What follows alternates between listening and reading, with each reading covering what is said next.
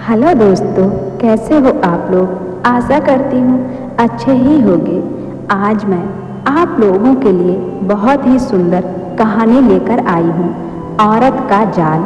कि एक औरत एक राजा को कैसे अपने जाल में फंसा लेती है। कहानी को पूरा जरूर सुने।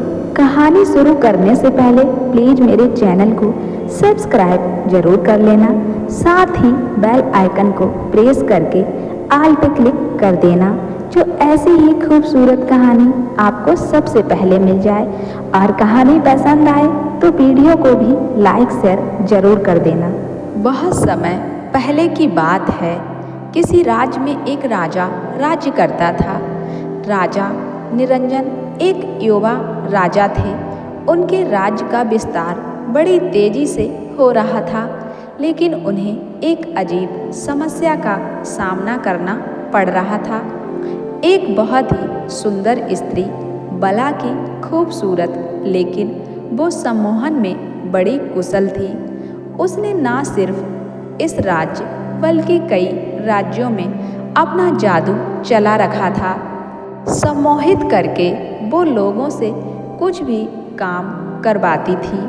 राज्य में चोरी, लूटपाट और आम बात हो गई थी।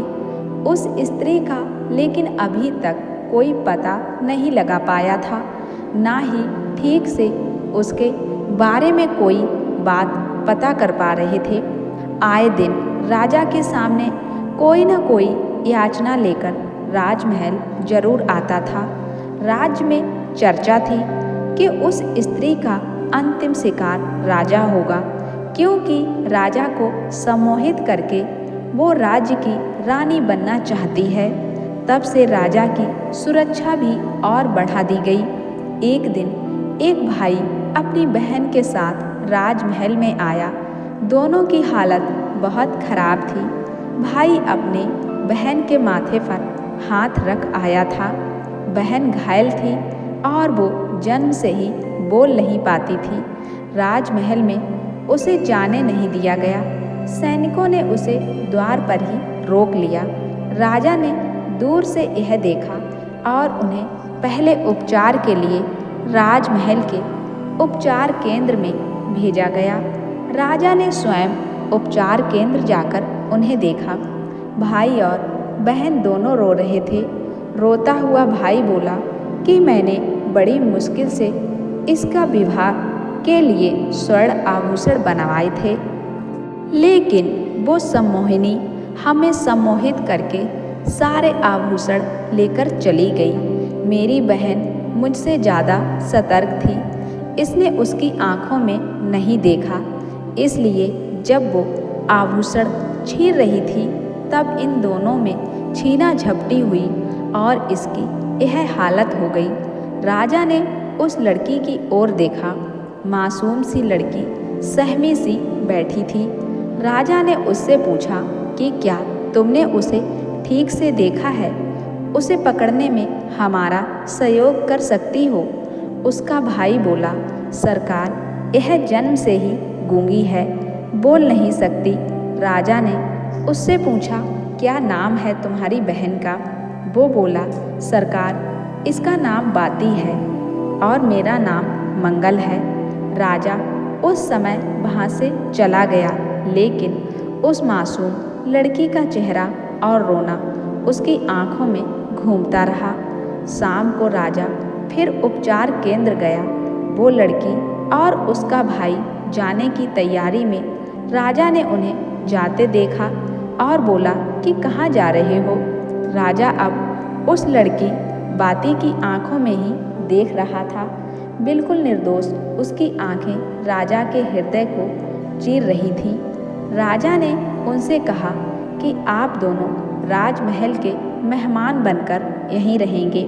राजा की आंखें उस लड़की से हट ही नहीं रही थी। रात्रि में उसे नींद नहीं आई और रात में ही राजा ने विचार कर लिया कि उसे क्या करना है। सुबह राजा शीघ्र ही उठ गया। उसे बस बाती को देखना था। वो उसके कक्ष में गया। बाती ने राजा को देखकर पहले खुद को संभाला राजा बाती के पास आया और कहा कि तुम मेरी रानी बनोगी? क्या है तुम में जो मुझे सोने नहीं दे रहा? बाती की बड़ी बड़ी आंखें अब राजा की आंखों में दिखने लगी। राजा को जैसे दुनिया मिल गई। राजा ने बाती को जोर से पकड़ लिया और अपने सीने से लगा लिया। उसका भाई कच्छ में आया और उसने राजा को अपनी बहन के साथ ऐसी दशा में देखा तो कहा, महाराज आप यह क्या कर रहे हैं? राजा ने बोला, अब यह हमारी रानी बनेगी। बाती ने शर्म से आंखें झुका लीं। राजा ने अपने मंत्रीगण को कहा कि कल ही उनका विवाह होगा, सारे प्रबंध किए जाएं। राजा के महामंत्री को खबर खुशी के साथ थोड़ी संकोची भी लगी।